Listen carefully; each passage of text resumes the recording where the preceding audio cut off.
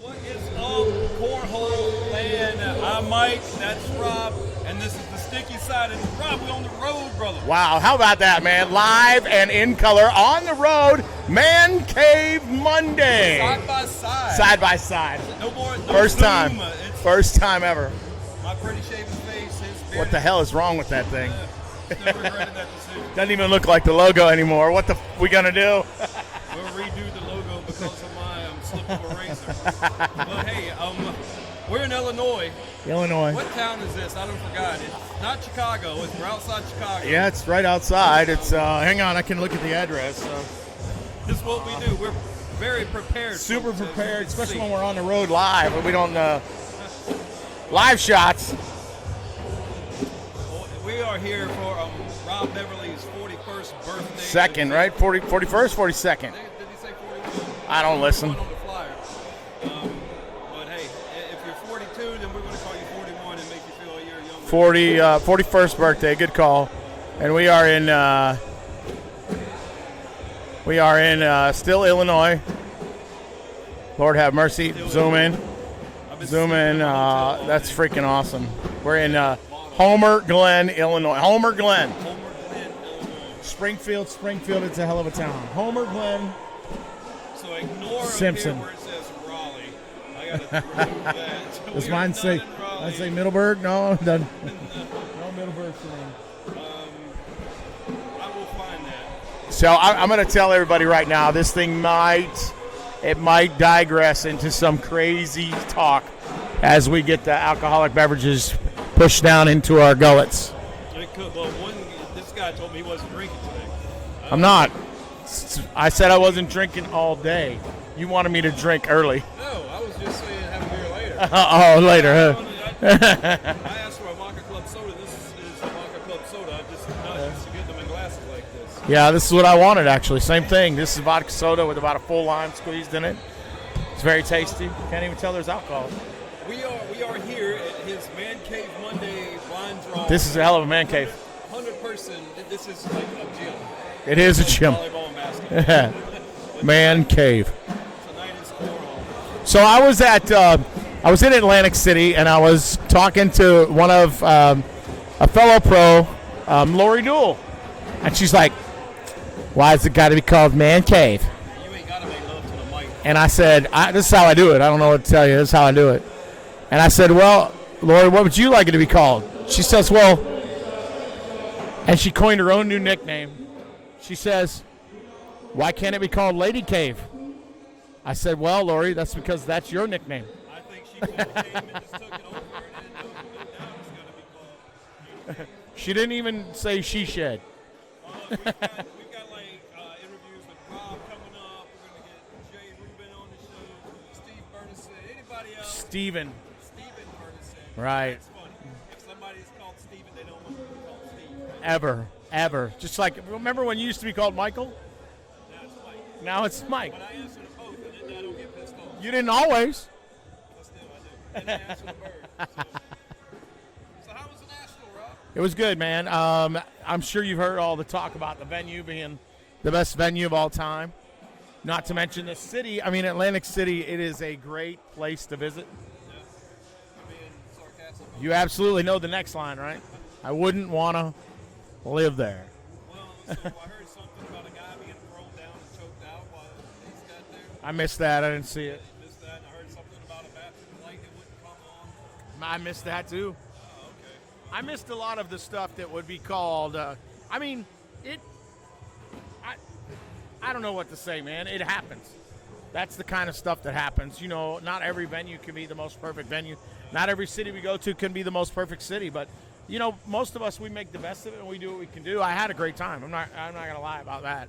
I had a great time. So, What was the walk away, the takeaway stories from Atlantic City this weekend besides the venue? I mean, Alex Rawls had one heck of a weekend. He finished second in both singles and doubles.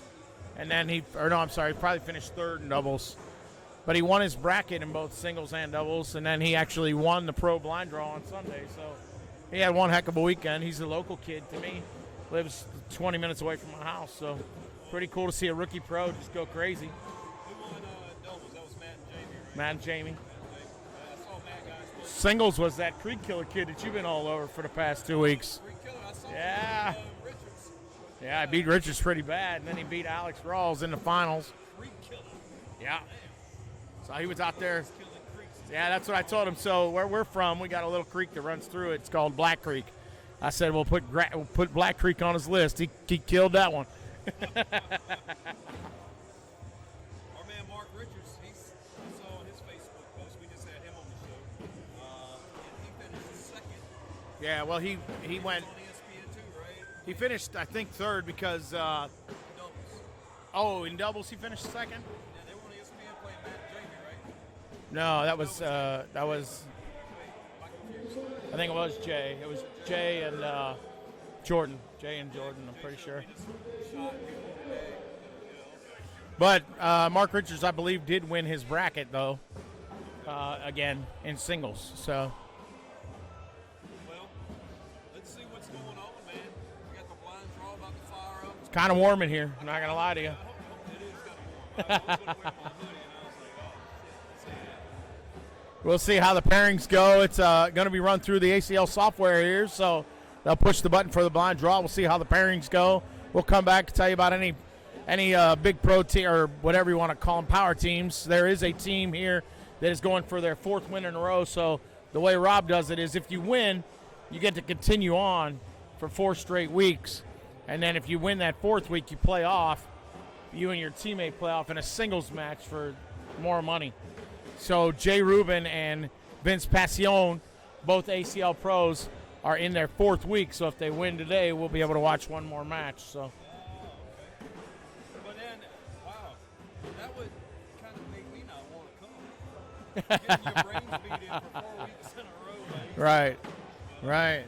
I guess it is. It's a blind draw. You know, that's how it goes. Except for them, because they get to keep their team. Yeah, just them. Yeah. All right. Well, we'll be right. We'll take a break, and we'll be back. Interviews.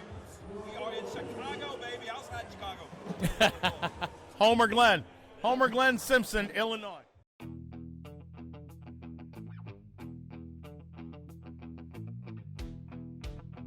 Hey, ladies and gentlemen, we're back here at MANCAVE Mondays in Homer Glenn Simpson, Illinois.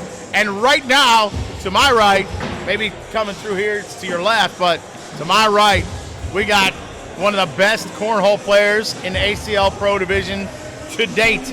Steven, I call him Steve, but you can't, Bernacet. Steven, welcome in, man. Glad to be on here. I'm pretty excited about this. Glad to see you guys over here at MANCAVE Monday. So I had to, coach you for like 2 hours this weekend to get you to come to this one. Told you I was coming. You were like, no way. Took a little while to get you to say yes, but here you are. Thank you. I'm here. I told you I'd come. I my word. And I know you're playing. I am playing. So thank you for that. One of my best stake horses of all time right here. It was at Top Dog. There was a big $100 blind draw, right? $100 per person blind draw. Steven got himself one heck of a partner, huh? Oh, no. Did you draw, Rob? No, he got one heck of a partner. I got my guy Mark Richards. And we ended up winning the whole blind draw. So, yeah. What was the payout on that? $1,900 first. There was only 32 players. I forgot to say that part. There was only 32 players, so That's still good. And Windsor was in the field, right? I mean, there was mostly pros in there. Oh, yeah. It was, Windsor, at least Gorski. 95% of them were pros. Well, who else is going to put $100 into a blind draw? Right. Your In average. the finals we played Philip Lopez and Baby Go. So it was definitely no slouch team there. It was awesome. Steven was wiping off the sweat. Oh, It Rob. was Steven. That's what Steven does, bro. He Got that sweat he gets going crazy. That He's going sweat to be towel's wiping perfect. his sweat here pretty soon. I don't like this here. Jeez, oh man, we need to sit right. Microphone, MANCAVE Mondays. I've never been here, Steven. You've been here a few times. What is this place like? I mean, if you look behind us, you can see the crowd behind us, guys. It's big. There's supposed to be maybe 100 people in the blind draw tonight. They're running it through the ACL software, so it's going to be pretty awesome. But What is this place like on a weekly basis? You live pretty close, right? Yeah, I'm about 45 minutes away. It's not bad. MANCAVE is weekly. It's just fun. Any night you could have 10 pros show up in the blind draw. It's just the competitive nature here. To play on a Monday here, this competition, and have this payout. I'm pretty lucky to have this pretty local. And it's a special place to me. They supported me since I got going with it. So I'll always support MANCAVE and Rob and Brian for sure. Well, awesome. It looks like they're getting ready to start it up. Back there, I hear Rob talking, telling everybody I'm partners. He's doing the roll call, I think. Well, hey, let's check back in with Steven later on during the podcast. I love it. I could call him I knew Steve. I was going to do it, and I fucking said to myself, don't call him Steve. It's okay. And I did it anyway. It's okay. Thanks for having me on, guys. It's typically only okay for me, but it's fun. All right, we'll be back with more interviews after I'm eliminated, which is going to be very fast.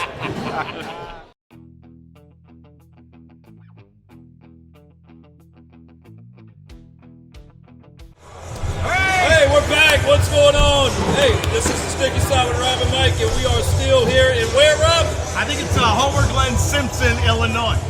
I like it. I'm going with what Rob Really said. close to Springfield. That's a hell of a town. Really close to Chicago, too. Oh, A lot closer to Chicago than Springfield.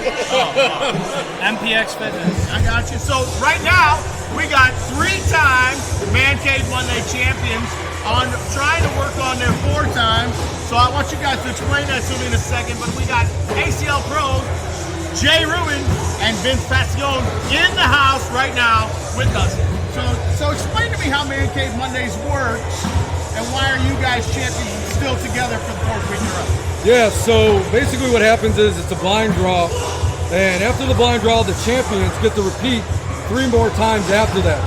If you win the next week, you go the following week. You win that week, you go the following week, and now you play for the trophy. So if we win today, we will play one-on-one when it's all said and done for the MANCAVE trophy and the bragging rights of the Mount Rushmore, if you will, of MANCAVE Monday. How many times are you on Mount Rushmore already? I got 3 of the 5, and I've won this blind draw 30 times. Oh, no, that's only when Vince puts in the stats. I got it once in Phil Lopez. Phil Lopez. 3 pros. ACL pro. Yep. So if like you draw Phil, or either one of y'all 3 draw each other, that's pretty much fucking it. I've already drawn Phil. Me and Phil won it, and I beat him in the one-on-one for my 2nd trophy. Man, so here's the reaction of everybody when this happens on week 1. Pretty much. That's exactly what happens. I know, this is the first time it feels like a real man cave. Lately, the show, it's been low turnouts, but everyone's excited, celebrating his birthday, celebrating Rob's birthday, so everyone's excited. But, it just feels like the environment that man cave should be always, other than that. And you can't shy away from the competition, right? But if you aspire to be better in this game, you're going to have to push yourself to extreme limits. Bro, what if they watch Facebook or TikTok and watch you make an 80 in a row in a living room? I don't give a shit. I mean, it's a In loop. your living room, Hey, you I've can been wall in the wanting to way. ask. I've been wanting to ask you this. Is that a loop of 4 because you made 20 in a row once and then you just looped it? Or, come on, how many times did you loop it? I want to know the truth. I did not loop it. I got shit from it for some other people, but I did exceed 100 in a row. But I only got the last 56 to 64 on camera, and I literally hit 48 plus before that, but I wasn't streaming. I had my headphones into the Bluetooth, and I'm like, no, fuck this, something special's happening. And I went ahead and I recorded and I posted, and people were like, oh, you didn't really hit 100, you just got out of work, and I'm like, all right, whatever, fuck it. But I could say I did it, because I know I did it, but it's up to the viewer to believe whether or not I did it. Hey man, the public's the worst critics. They're gonna find you regardless. It doesn't matter what it is. Whatever you do, man. Absolutely. Haters 100%. make you famous. I will tell you what You're makes pretty you famous, Vince. But first, playing here will make you better because I learned the hard way. 11-0. They played fucking 11-0 here, folks. Beat it.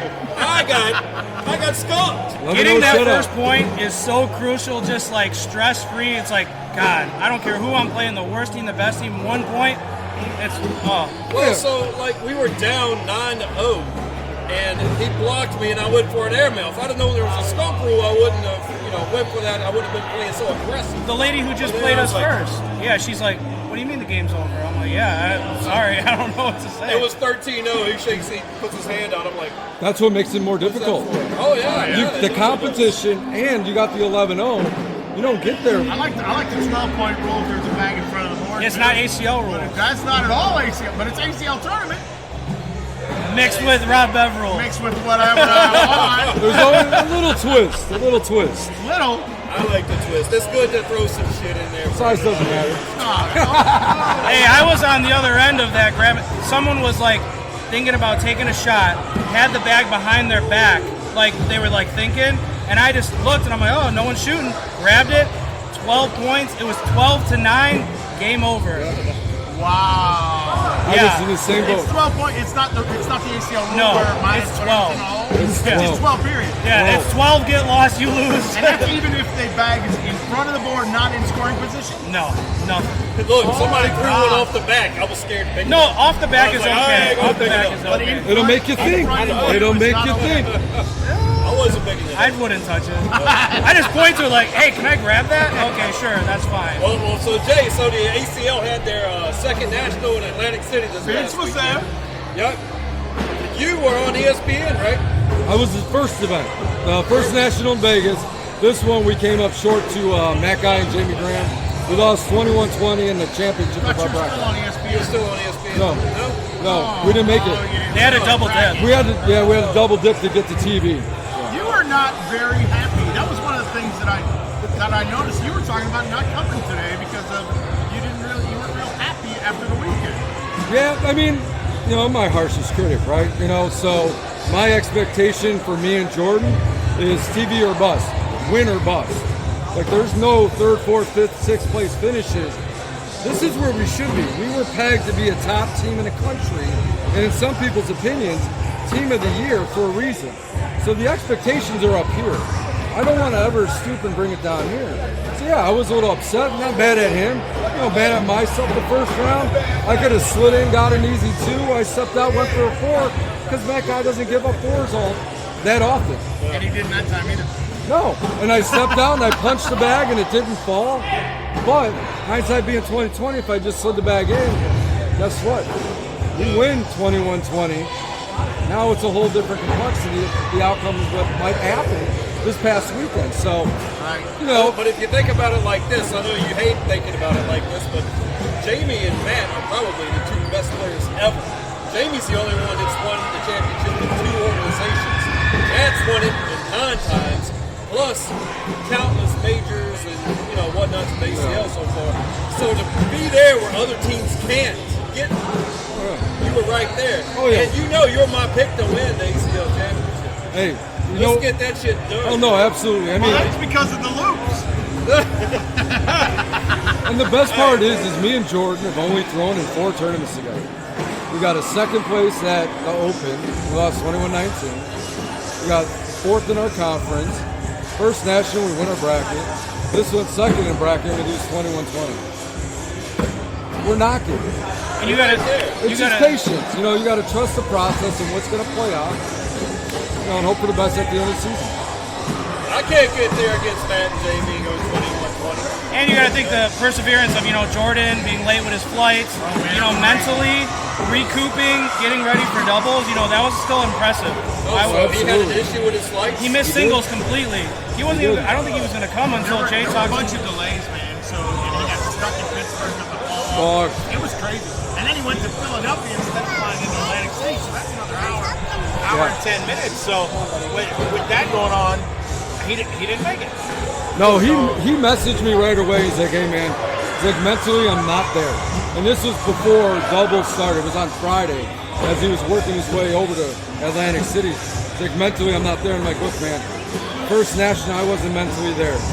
You picked me up, I got on your back and you rode me all the way to getting the TV. I'm like, I got your back this time. You picked me up when I was down. I'm going to do the same thing when you're not mentally right. And we're going to get where we want to go. Ultimately, at the end of the day, a lot of people love to be in our position for second place in bracket. That doesn't happen. or to be playing Matt and Jamie and be 21-20, this is getting up there and be 21-0. So, I mean, showed a lot of perseverance between the both of us before what we've overcome both nationals. Were they your loss to get there?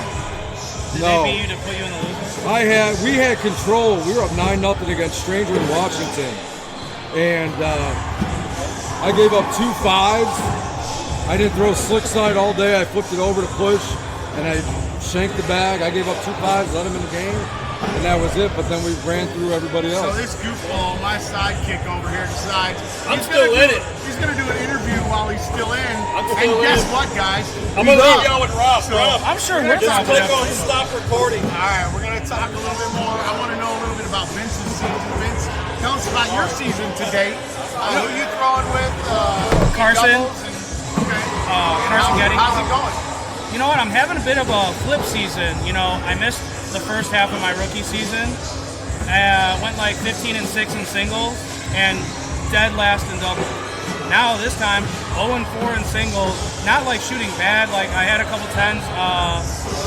You know, one of them I just got so frustrated that I absolutely just like threw all airmails. I was so frustrated.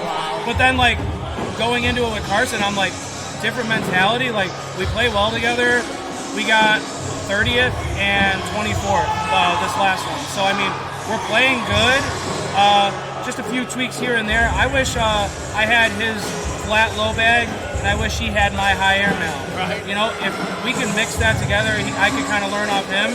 But you know, at the start of it, the partnership was kind of rocky. But I'd have to say, like, moving forward, we talk and like the connection's there. Like I feel like we're ready to go. Maybe not this year, but next year. I mean, we'll see what happens. Other than that, though, I feel good playing with him, like on a communication level. Like he trusts me, I trust him. We had Lucas and Dingus up 6-0, and to get to the king seat of our bracket, and you know, a few bad breaks from his airmails, and I missed a couple cuts. Other than that, we would have got to Phil and Mark, which I really wanted. Right now, I want to get to Phil and Mark every time. Like they're my goal to beat. I look up to all 4 of them, you know, as a team. Jordan, Jay, Phil, Mark. They're doing what, you know, every pro player wants to be doing right now. Even though if they're not winning first, there's people, like he said, who would kill to be in that second bracket position, you know? Like, and when missing half a season last year and starting off slow, yeah, I would kill to be. That's why I envy them. I look up to them. So, and you can learn. It's always learning. You never want to hate. You just want to keep learning. But that's how I feel. So when I lose, I want them to win so bad. Right. I know. I watched the support you guys had for them when they were in those finals. I know everybody was there. Nico was there. Tom was there. Yeah, Carson was right next to me. Carson went and got me a beer. Carson, we threw the first the game that we were playing against Matt and Jamie. I mean, he was literally, I'm here standing, he was right there watching, taking it in. Yeah. And I'm hoping he's taking in what all 4 of us are doing to get to that point, to be a better player, because that's high-level cornhole. You know, the worst PPR in that match was a 10-2-9. Wow. That's crazy. And the highest, I think, I had it was a 10-6-7-ish. So, I mean, you had 4 of the best players in the world just going head-to-head, round for round, airmail, push, whatever it may be. High level, pressure, people watching. Those are things you can't always simulate. Right. You maybe at a blind draw like this, you can kind of do it a little bit. They just don't feel the same. No, but it's not every day of the week. There's No pressure, no expectation. Even at this blind draw. I mean, there's so today there's expectation for you. Sure. If you get to that king seat game, Yeah. there's expectation. But there's still not going to be the same pressure. You're still going to fire your back the same way you fire your back. Absolutely. It's a simulation for a bigger stage. Right. And it gets you at least comfortable somewhat before you get to a bigger Tune-up. stage. Here, it's a tune-up. Right. So what's next on the docket for you guys? Anything local or a bigger tournament before we get to the Regional. next national? Sunday. Couple of regional here Sunday. Playing with Okay. Gorski. Nice. No, Gorski's a hell of a player. very I good think Play player. regionals anymore, do you? We went to one in Wisconsin. Yeah, I've been to like, I was texting you Yes. today, and you told me it was the worst day of your life. yeah. You should have been with me at Top Dog. I should have Thanks been. a lot. No, honestly, I haven't been into doing regionals. Like, I don't get up for regionals the same anymore.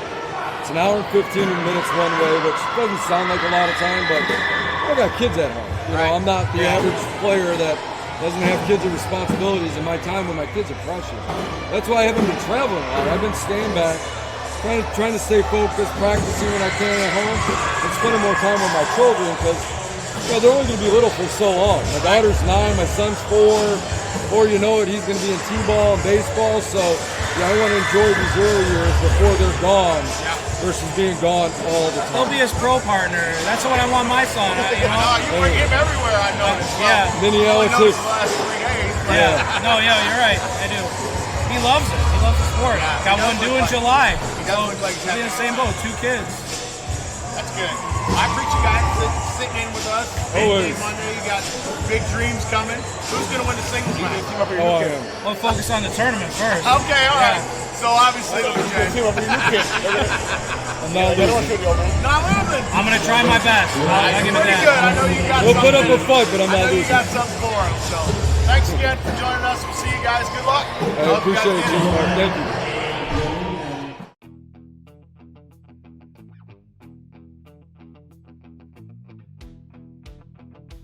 Hey, ladies and gentlemen, we're back here one more time. Man Cave Mondays. And right now, we do have the pleasure of being joined by the birthday boy and the director, Rob Bev. That's Rob Beverly for the rest of you who don't know who he is. But on his cup it says Rob Bev, so that's what I'm going to call him. Yes, indeed. Yes, indeed. Oh, wait, let's look at that cup. Show it to everybody. Rob, welcome in. Appreciate it. Appreciate it. Cheers, brother. Cheers. My man, my cheers, man, my man. Welcome in. What an event. I heard you give a nice toast for your birthday. 47 tequila shots and, Yes, indeed. and a lot of people around. Tell us how that toast went. Let's hear a little bit of it. Man, the toast went well, man. It was just a lot of respect, and I appreciate a lot of people that come out. And my man said, hey, I got some shots for you. I said, I need my family with us. And we've been doing this a long time, man. I love the game, and I just want to, the objective is to grow the sport, get more baggers, and make this game fun. The goal is to put this on ESPN, like for real, like top 10. I want to see top 3 shot, like goddamn Rob Bev, or even J. Rubin. Like, we need to make this official, and that's our goal, and it will happen. With me behind this, I'm on it. Well, talk to us about Man Cave Mondays. How long has it been going? Why did you start it? What gave you the idea to come up with this? So that's a great question. I got a good answer. So I'm a natural athlete. I played college football for 4 years, very competitive, and I played softball for years, but I got a railroad job that stopped me from playing softball. So I ended up sponsoring the team, and I never knew nothing about cornhole or beanbags in life, but I'm competitive. So one night I came out to the park, and the guys were throwing bags. I've never seen this in my life. And I said, okay, but we like to gamble on anything. And they was gambling. I wanted in. I done played every sport in the world. So this is nothing. I done played college football. I done ran track in college. What's putting a bag in a hole? I lost a lot of money that night. I did. It wasn't nothing. I lost a lot of money that night. Got some of it back. But it inspired me, so I went and bought I looked the game up. I didn't know it was called cornhole till a month later. But long story short, I ran into Brian Nolen, my partner that I run MANCAVE Monday with, at a barbecue. And I thought I was the only black guy to throw bags, being honest. So I took it to a barbecue because I wanted to get some ladies involved, have fun. So I brought the boys out, and he was killing me. I said, who is this little short dude? I thought I was the only black guy to know this game. That was whooping he was killing me. So after he beat me, I put him to the side. I said, hey, man, how do you know how to play? He said, man, it's this spot called the Rocking Horse that all these real baggers go and throw. I said, baggers? I didn't even know the terminology. I didn't. I said, man, I want to go next time you go. He said, well, the next time is on a Father's Day on a Saturday. I went with Brian Nolen on a Saturday, and I ran into the best baggers in the world without knowing. Jay Rubin was there, Chris Novi, Tom Gorski, DJ Don Juan, who ran the tournament, who really officially put me on, and I was overblown. And man, we lost considerably. But my mindset was, it was nothing. We was the only black guys there. So I said, we come here every week.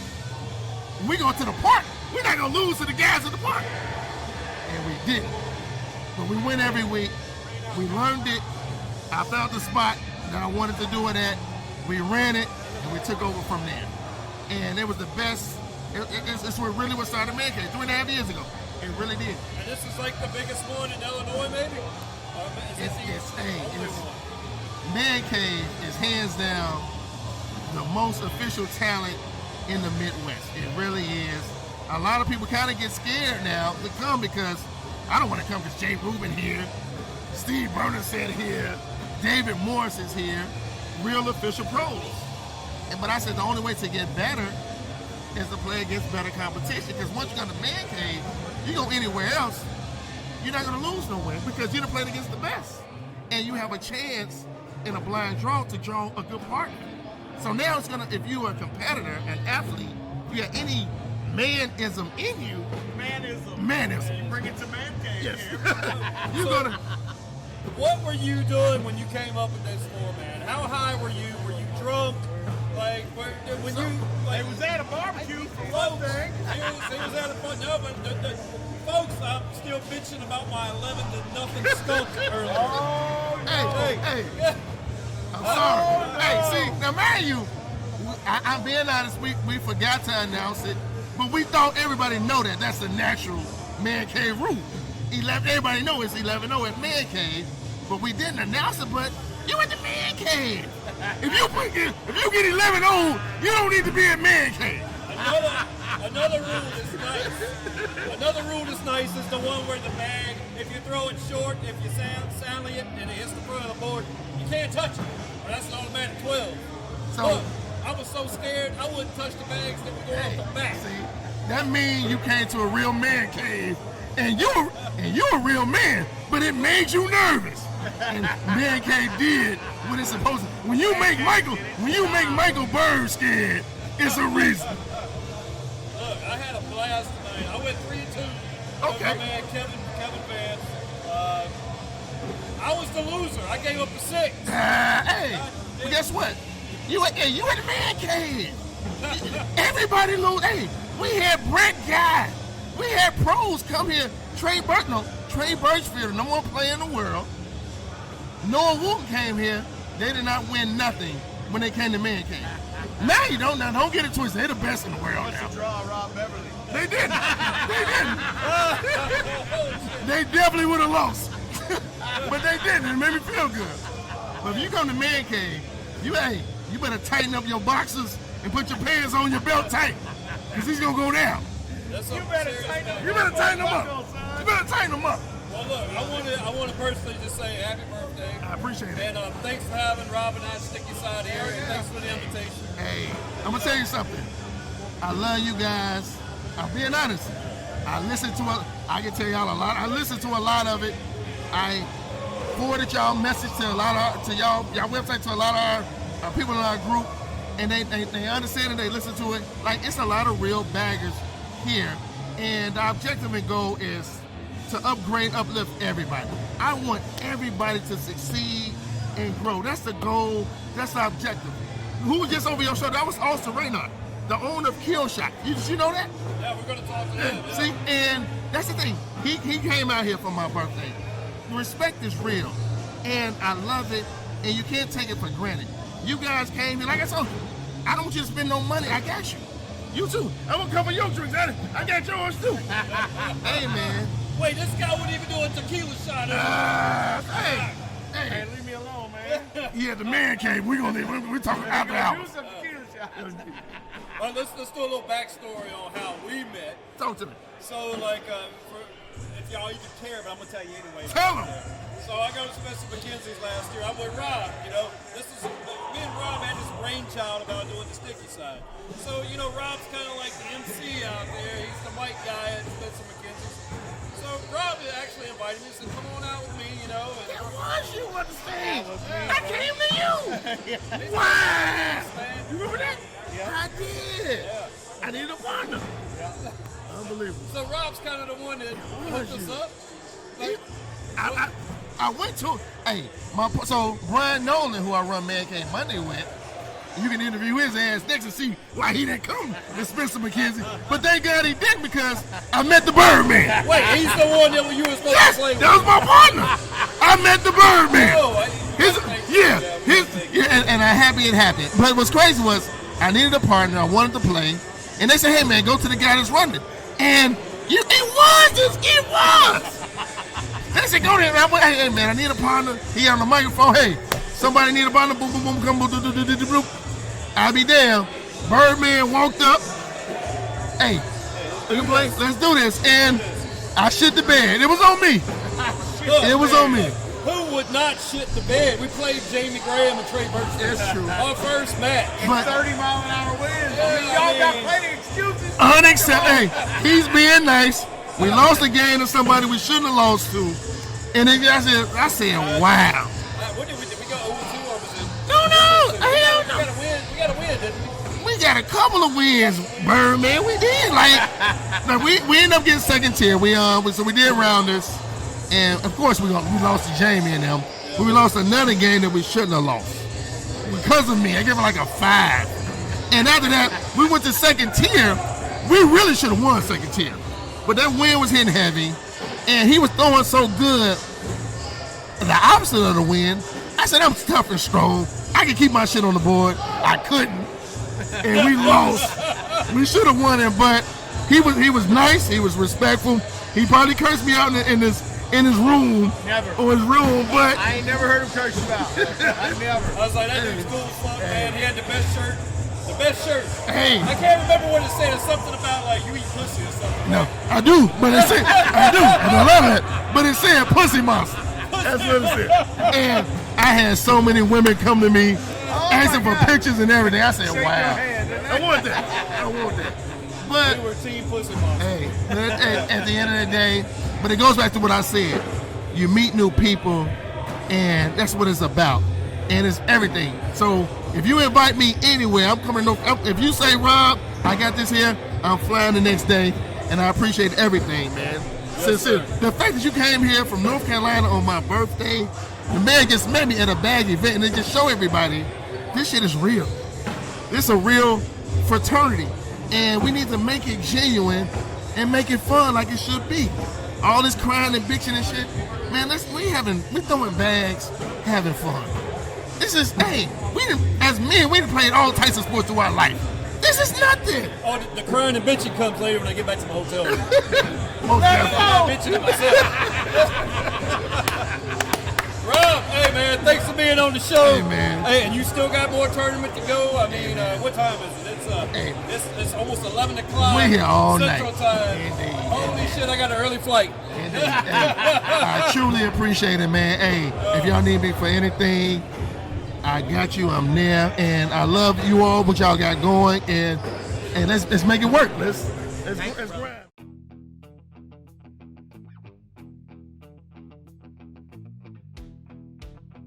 We are back, folks. Back in the man cave, and we are joined by Brian Nolen. That's What's me. going on? That's so, Brian, we just talked to Rob, and Rob was like, you're the second-hand man. He thought he was the only brother that could play cornhole, and then he met you, and you were lighting it up. That's his words. I was. The first time we met at a barbecue. That's what we heard. Yeah, and he came through with his Minnesota Vikings boards. Who wants some? Who wants some? I said, I'll play you. And, I beat him like 10 games in a row. He was like, oh, man, you can throw. Yeah, he was like, you can throw, man.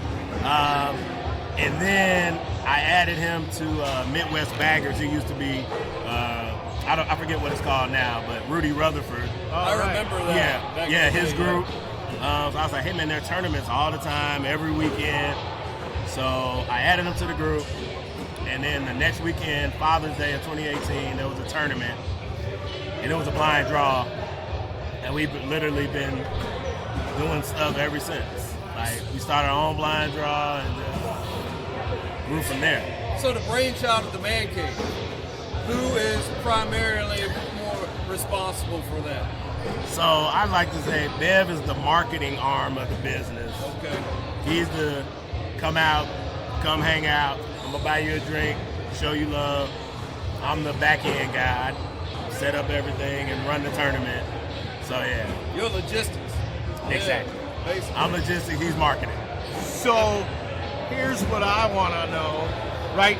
So the union between Rob Bev and Mike Bird happened at Spencer McKenzie's Yes, it did. 2021. I backed out on him. Somebody is super responsible for that.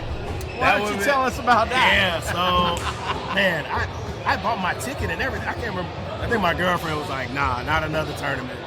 I was like, all right. Oh, no. Yeah, so I backed out on him last minute, but it was good I did because he was like, man, I met this guy, Mike, man. I laid down on him. I was playing good, and then I fell off. And he was like, he's a great guy. And then I heard your Mike podcast. Bird, bro. Huh? No, he met Mike Bird. And then I found the podcast, and I was like, man, I found this really cool podcast. He was like, that's the guy I played at Spencer McKenzie. I was like, wow, I didn't know that. What got me was, he heard me here talking to one of the workers here at the facility earlier, and he goes, I thought your voice sounded familiar. I was like, I know that voice. I was like, wow. Yeah. So, no, I love the podcast. You guys are awesome. Doing great stuff. Well, I got to give you that, man. Oh, man, no problem. I appreciate you not going to that tournament because I never would have met Mr. Rob Beverly. That is correct. He's a good human being in He himself. is. He's a great guy. Awesome. That's the only reason why I came out. He's a great guy. That's awesome. Yeah, and I heard you talking about it on one episode. You're like, man, my man Rob Bell's telling me to come out to Chicago for his birthday. And you showed up. Even got this slug out here. Hey, we really appreciate both you guys. I mean, he came from the National. He's like, I'm going to go ahead and just segue. Make it a long vacation. Oh, it is. You know, maybe not a vacation. I might have worked every single day. Fair enough. Fair enough. I got to go home. Remote I got work. to go home and be on vacation. Yeah. I like it. So how many teams do you have here today? Oh, so we've got two divisions. We've got a major league and a minor league. We've got 54 people in the major league and like 38 in the minor league. Oh, wow. So about 90 some odd people. So it almost hit that 100. Almost. We were almost there. Almost there. That's pretty awesome. Yeah, for a Monday, we won't complain. And how much was that damn money shot? It was 13. Yeah, no, I'm sorry. It started at 13. It was $1,600. It was $460 a bag, $430 a bag. Nice. Yeah, it rolled over, so. I knew he was lying. He was Yeah. over there talking about 13 16,000. grand, yeah, I was like, God damn. He had- Back in 2020, we had it up to like $7 grand. Wow. And then Jay Rubin cleared us out. Go figure. Big money. Big Yeah. money. Yeah. Yeah, it was a good time. Brian, it was awesome talking to Hey, you, thanks man. for having me for being on the show, No problem. Nice meeting you guys. Yeah. Man. Hey, thanks for not going to Mr. McKenzie's. Hey, Are no you- problem. are you I might going sit this out year? there. Nah, No. not going this year. Maybe 2023. All right, man. Catch me there.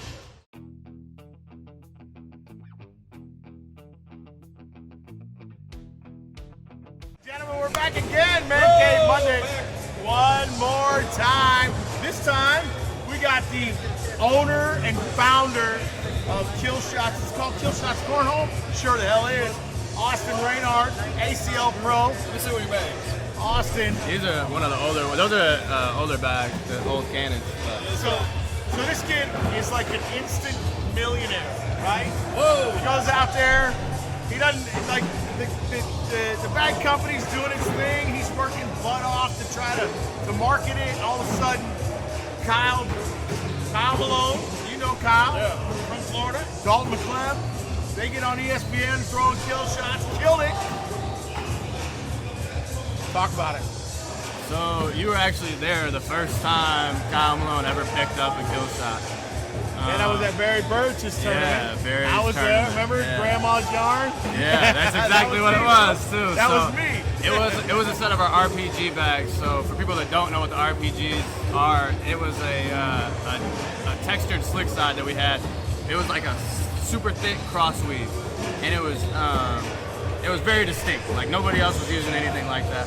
And when you grab it, it feels like grandma's yarn. Felt like an Afghan, bro. Yeah. But with that slick side, you could grab everything because it was like anytime it would hit another bag, it would just grab it and fold them up and put them right in. And Kyle had never thrown one of my bags before. We were talking about potentially sponsoring them. He was like, hey, come down for this tournament this weekend, da-da-da-da-da. It was at Barry's, it's a big tournament. And so I came down there, I gave him a set of the bags because he forgot everything. So I don't think anybody knows that. He forgot all of his stuff. He didn't have shirts, like he had to go to Walmart to get clothes. He didn't have any of his bags. I had these RPGs that I had barely like broken in. And he was like, hey, let me see some of those or whatever, I'll check them out. So he goes and throws them. Next thing I know, he's playing with them in the tournament in singles. And he plays Tanner Helbert in the final, ends up winning the whole tournament with bags he's never thrown before that nobody's ever heard of. And that was like one of our first, interactions with the pro circuit, as far as kill shots go. Besides being a pro. I wasn't. That was my first year being a pro. Right. But and the pro season hadn't started yet. That was before the pro season. Right, that was summertime. Yeah. Sure. Yep. So I hadn't played in any pro stuff yet. I was at tournaments though. Everywhere we went, bagging people to throw my bags, leading up to that, Well, let me ask you this: what motivated you to get into the bag business? So a local guy named Ray Gushard, he has been playing cornhole for like 15 years, and I played with him. I had a girl that I was dating when I was like 14, and we would go over to our sister's house and play at like tailgates. So there'd be like 20 of us. We played strictly, it was just corn and like quarter-inch OSB. It wasn't this type of cornhole, but it was carnival cornhole basically, And I played out there. I dated her for like 3 months. I played out there, a handful of times. I was naturally I threw a decent bag naturally, but I wasn't like any good, And I really didn't play between then and then. When I ran into Ray at the grocery store one day, I had just moved back from Arizona, and I was looking to start another business up. I had a previous business, and once we got there, I was at the grocery store, grabbed my stuff, I was getting ready to leave, and he runs into me. He was like, "Hey man, what's up? Like I haven't seen you in forever." We caught up a little bit, and then he was like, "Hey, we're gonna watch the game and play some bags at the house if you want to come over." So I'm like, "Fuck yeah, I ain't played bags in forever, I'll come check it out." So we get there, he gives me corn bags. I'm throwing with those for a minute. He was like, hey, you ever seen these pro bags? What? What the hell? At the time, what were the pro bags that were out there? So those were Pro Z bags from Michigan that they were selling for $40 a set. And my instant reaction was, who the hell is paying $40 for cornhole bags? At the time, that was... You mean $40 for 8 bags? No, for four. Yeah. I could not wrap my head around it though. I'm like, $40 for pro bags. Like, get out of here, man. There's no way. And he's like, yeah, da-da-da-da. And the previous company I had was a sock company. We did printed socks, like the elite socks. So we were working with a bunch of pro athletes, celebrities, things like that. So that got pretty big, and then I ended up losing it in a business deal. But that's a whole nother different story. But anyways, the thing is, I had experience printing, right? So I was like, hey man, I can make these. He was like, no, you can't. Okay, that's the wrong thing to tell me. I'm like, give me one of them bags, man. I'll be back in a couple days. So I take it, I go to the fabric stores, I run to my grandma's house. I was like, hey, grandma. Grandma's yard. Yeah.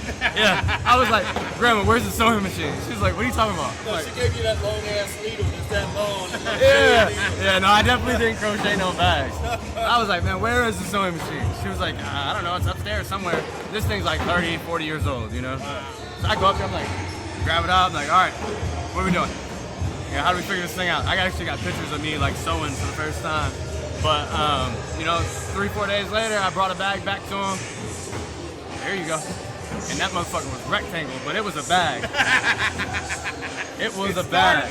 And that's how it all started, man. From there, I wanted to kind of learn the market. I wanted to figure out what was good, what was bad. So I started playing. The way I looked at it, the only way I could get any respect in it, as far as being a manufacturer, was if I knew what the hell I was talking about, And to do that, I wanted to be good. I'm naturally a competitor, I'm an athlete. So I'm like, look, how do I get good at this? So I just started going to the biggest tournaments around. The first tournament we went to was at Little Caesars. Me and my buddy Jarrell Greer played, and there was 119. First tournament I ever went to in my life, and we won. Wow. And that was in Michigan. There was a couple good guys there, but there was like a conference or something going on. So like Mike Jacquez wasn't there, the Ochoas weren't there.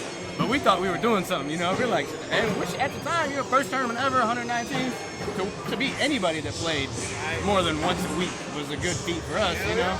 And so from there, second tournament I went to, Brandon Babilia and Kurt Vogel just got off the ESPN.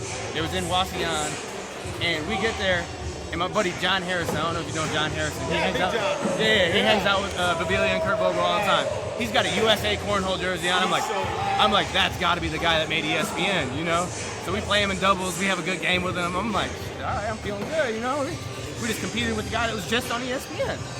Well, we played Brandon and Kurt next. Oh boy, that went a little different. Brandon made his first 16, 18 bags in a row. I had made my first 10. I'm like, all right, I'm feeling good. I got this, dude. We lost 21-2. I'm like, oh boy. So I figured out at that point I wasn't as good as I thought, you know. Yeah. Everybody gets humbled every once in a while. Yeah. I got humbled here earlier tonight. I got skunked 11-0. MANCAVE. What the fuck? Yeah, 11-0. I mean, and so we, then I started going to like the Michigan tournaments. I met Mike, which has been my pro partner the last couple years. He now has a shoulder injury, so he hasn't been able to play this year. I'm playing with Rob Beverly. Met him. The Ochoas were always real good, helping me play. That's the cool part about Michigan. You don't get a lot of the like typical drama and bullshit. A lot of the people there want to see you get better. And as people get better, we kind of lift them up. And that's the best thing about Michigan, I think, for newer players is anybody that comes in, we're willing to help, and because of the way everybody was brought up when they first started playing, just like me, anytime there's a new player, I try to help them out. Anybody that's been, around Mikey or the Ochoas or anybody like that, they try to help out, and they took risk on me early, like Ochoa was going to take me to a national, and I've been playing for 3 months. Derek Singleton took me to Top Dog. We beat Matt and Brett. I've been playing for 3 months. We beat Matt and Brett in the first game out of the 2 out of 3. They beat us the next 2 because I was terrible. But to get that win, only playing for 3 months, the only reason was because of those guys helping me, And so it was just like a fun ride, and I was getting to play all the time. And I was being competitive at these things. I was having a good time, Let's go back to kill shots. So, when did it turn the corner? When did you say, I know you said Kyle Malone when he threw on ESPN. Yeah, Did you see it after that? You were like, holy shit. It was before that. Before that. So, in November, we were like starting to pick up. November of what? Shit, man, I'm not. 2018.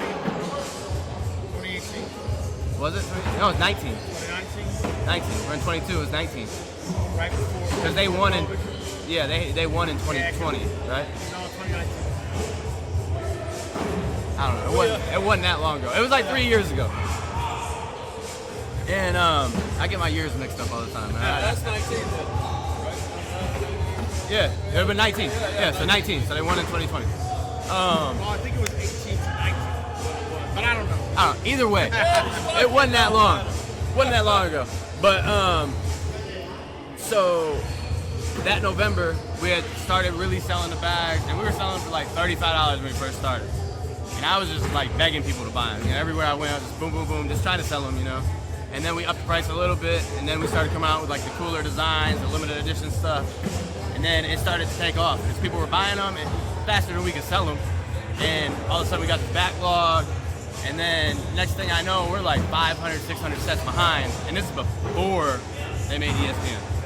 So a lot of people don't know that. And then they got about 1,500 sets behind. And so when we get there, Kyle comes up to me and he's like, "Hey, bro, you ready to be 1,000 more sets behind?" I was like, "What?" He's like, "We're winning."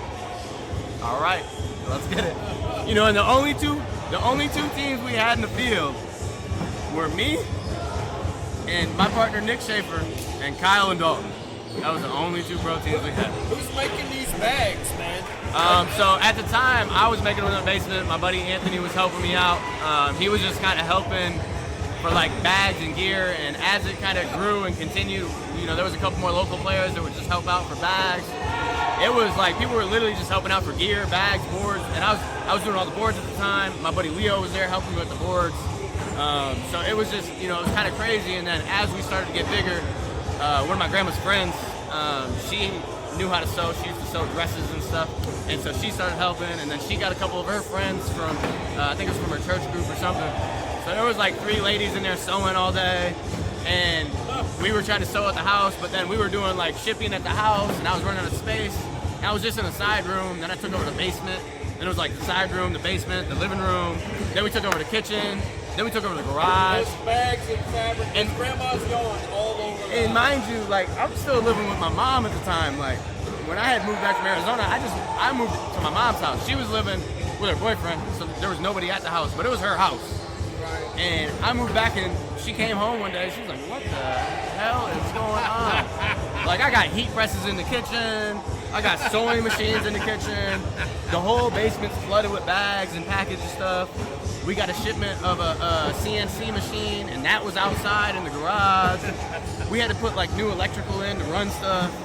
It was a crazy time, and so I was like, man, I don't know what to do, you know. And we got so far behind. I was like, all right, I gotta make a decision. You know, are we gonna take this thing to the next level, or am I gonna cut off all orders? Because at this point, I'm getting hate messages from like all everybody. over the place. I'm scared to go to tournaments because I think I'm gonna get cut. Where's my bags? Yeah. It's been 3 Bro, months. I swear to you, I hope this dude don't watch this because I forget his name. But And it don't matter if he watches. yeah, but so we were. I was getting ready to play on TV at the state championships in Michigan. They had the TV broadcast out there, and I'm getting ready to play. And it's got like a whole thing around it, you know. We got the what are those things? The little triangle things? Yeah, the little deal. What are those called? I don't know, little signs or whatever. But barriers. They're little barriers. barriers. Yeah. So that's wrapped around the whole thing. There's barriers everywhere. I'm getting ready to play. I do a down and back. This dude walks around the barrier, comes up and taps me. He's like, "Hey man, I was wondering about my order." Like literally, my next bag is live. Like it was on the broadcast. It was right before I threw my first bag. Wait, can we find that somewhere? Yeah. I'd love to add that to the show. It was probably on. It was Blue Collar was running it. yeah, Blue Collar Cornhole. If you look, it was. I was playing Ryan Waddell. Chaz, right? Yeah, Chaz Tower runs it. I was playing Ryan Waddell. But yeah, he tapped me. He was like, "Hey man, I was wondering about an order." I kind of looked at him. I'm like, "Bro, I'm about to throw my first live bag. Like, can you wait 10 more minutes?" Chaz. Like, come on, bro. Hey, you wouldn't be able to do that on ESPN. Yeah. But I was just like, but that was the point where I was like, man, I need to hire some customer service. No doubt. Like, this is no good, you It's a know? company now, bro. You're like in the mix. Yeah, and so like once we kind of made the decision to like, okay, we're gonna turn the corner. We're gonna try to make this something, you know, because I didn't want to take on all the overhead. That's scary, you know, especially somebody that had a business prior to this that had failed. I'm not trying to go back to sleeping in my car. 2017, I was in my car in Arizona sleeping, like with everything I owned. I had $20 to my name for probably a whole 6-7 months. Like, I never had more than $20 excess funds. So I was not trying to go back to that. And so like at that point, I'm like, if everybody here wants a refund, what am I gonna do? You know, that's how far behind we were. And I got it. Are you from Detroit? no, I'm south of Detroit. I'm from Adrian. Yeah, Adrian, Michigan. Man, don't take offense to this, but you look like Eminem. I swear you look like Eminem. So I was like, you could probably get away with impersonating him if you could rap. I can't rap, so I'm not gonna do that on the show. I got no bars for you on the show. I'm sorry, but I used to have short hair. Now I got long hair, so it's a little bit better. With a hat on, you can't really tell. But I used to have like a buzz cut. I used to get that all the time, especially when I went to the airport. Hey man, you ever get told you look like Eminem? I'm like, damn it, again. Hey, you should like make a band called the Slim Shady. Well, Kill Shots, the MGK diss track, you know, Eminem was Kill Shot. So the first bags I had made on my own, it was when this company was still called 4-Bagger Cornhole, before we switched it to Kill Shots. I made a bag that had that album cover on it, and it said Kill Shot. And then it had the 4-Bagger Cornhole logo in the corner. Well, every time we went to go throw them, we would play cash games outside all the time. This is like when I first started. We were playing with friends. You know, we were throwing 5s, 6s, and 7s, but we were throwing cash games. And, you know, whenever we were like, hey, what do you want to throw? Throwing a Kill Shot. And so that just kind of caught on. And I'm like, man, that sounds way better. I can brand that way better with the series and the calibers. And so my mind started going on that. And then I was like, oh, shooter shoe. You know, and I have a hooping background, so I'm like, you know, naturally, like, so this is all clicking in my head. I'm like, this is way better to market than 4-Bagger Cornhole. So So that was how it actually switched over. Was from an Eminem reference. But when Bev first introduced me to you, I could hear your accent. I was like, holy shit, was that Eminem? Austin, thanks for being on the show, man. Yeah, man. We appreciate it. Appreciate you, man. Oh, yeah. Good time talking to you. I like the story. Thank you, man. Thank you. I'm Mr. hoping Kill Shots. we're going to hopefully win this thing. Yeah. We're back. We are in studio. I am in Raleigh, and Rob is in Middleburg, Florida. And we just got back from Homer Glen, Illinois. I almost called it Chicago. You see, Rob's got me all fucked up with that Simpson shit. But Rob, hey man, what's your takeaway from going to Homer Glen and playing in the Man Cave? Man, it was fun. You know, I think they had a lot of people out there. Got to see some of my pro buddies that I hung out with all weekend already. But I convinced Bernacet to come out there, and he came. It was crazy. I didn't know he was going to come. And then, of course, Rubin, at the National, Rubin wasn't sure if he was going to go defend for his fourth time because he just didn't feel good about how things went at the National. So they thought about not going at all, him and Vince. But you saw they ended up coming, and Dave Morse was there, Austin Reynard. It was a nice showing for Rob's birthday. Yeah, it was. How about that tray of shots, though? How about that? I know you got in on that. I did, and you didn't want to. How about that? I couldn't believe that, man. Not tequila, bro. I thought good. Rob Chismark was the party animal. I was waiting for you to take at least 3 shots off that tray. Come on. Oh my gosh. I guess you don't really know me. That's pretty cool, though. I like the reputation, but yeah, party animal. You don't really know me. No. I only rip toilet seats off once a year. That's more than I rip them off. Damn. That's a party. How you know it's a party when you come out with your tray, you know? Lay that toilet seat around your neck, you flop the tray down, put your food right there. It's awesome. I'd love to see a picture of that. Shout out to everybody we interviewed, Steve Bernacet, my man Rob Beverly and Brian Nolen II. Who else? Austin Reynard. Man, we interviewed some cool people out there. It was nice to meet a lot of these people face to face, man. I know we had Jay Rubin on the show before. He's a cool guy, man. It was nice to meet him face to face. And Vince, we had Vince on there too. You know, and they won. They won the blind draw. Yeah, well, who saw that coming, right? Yeah. I mean, they only won the 3 weeks before, so yeah. Figure. And then Jay took down the singles. I guess they do some determination on who the best is. Since they do that, they get the doubles done, and then Jay won singles. So yeah. That was pretty dang cool. Yeah, they do like a best of the best, something like a Mount Rushmore they put together. Jay's on there 4 times or 5 times, so he called him. It's Mount Rubin more. Mount J Moore or something like that. Yeah. Mount Jamer. Shout out more to Rubin. Shout out to Rob Beverly, man. You're a true gentleman and awesome dude, man. Thanks for having me and Rob up there, letting us set up and do our thing. And man, and you said, because we came out there, that if I ever needed you for something, you would come to it. Well, guess what, buddy? I got a tournament coming up in June on the beach. I hope you come. It's the what, Rob? It's like the $10,000 singles and doubles tournament. Sweet Willie. Sweet Willie's. Battle of the Bags on the beach. You got anything else about Chicago? Oh, sir. It's a windy city, though. I'll tell you that. I didn't see any of the city, but I got there, went straight to bed, man. Got like 4 hours of sleep. Well, Rob, we're going to leave everybody with some words from Mr. Rob Beverly. It was that toast he did before that plate of 40-plus tequila shots came out. So let's leave the crowd. I didn't know you recorded that. I like that. Yeah, I recorded that. It's going to be right here. Let's check it out. You got anything, producer TBL, before we leave? Another great show, guys. I love you. And I mean this 100%. People take shit for granted. I lost my mom, I lost my sister within 4 years, like literally in jail. I took it to this game 100%. People think they say shit on you. whatever. This is my family. Like, I mean this genuinely. I would buy anybody anything. I'm pure. If I have an issue with a motherfucker, I'm gonna call you personally. That's what I do. If somebody's in trouble, you call me, I'm gonna make sure it's good. Somebody told me, Barry, you say the same shit to everybody. I said, you know what, because I fucking mean it. I got different relationships with different people. I do it because I mean it. I can't make people come here.